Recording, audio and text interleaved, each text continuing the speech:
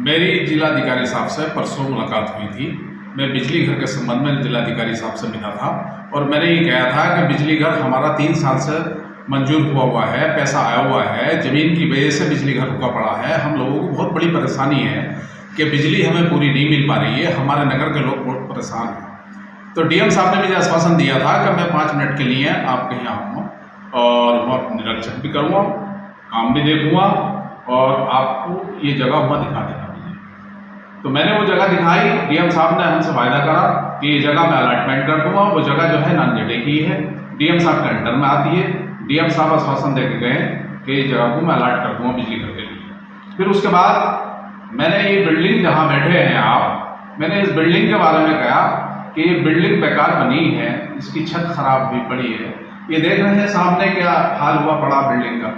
फिर इसके लिए कहा जिलाधिकारी साहब से, तो उन्होंने तुरंत कमेटी का गठन करा और कमेटी का गठन करने के बाद इसकी जांच पड़ताल शुरू कर दी।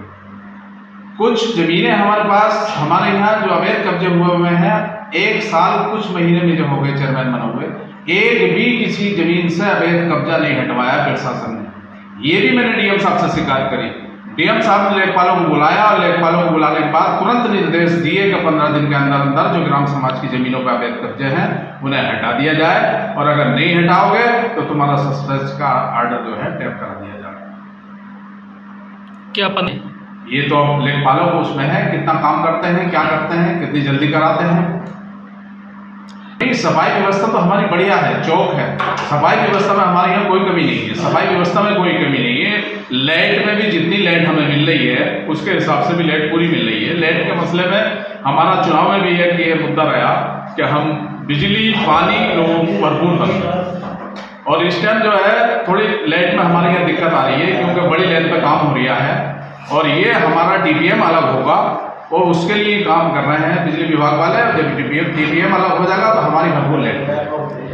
अवैध कब्जा किसी का भी हो, हमें उससे कोई मतलब नहीं। कोई हमारा अजीज है, हमारा रिश्तेदार है, अगर अवैध कब्जा करा हुआ है तो वो हटना चाहिए।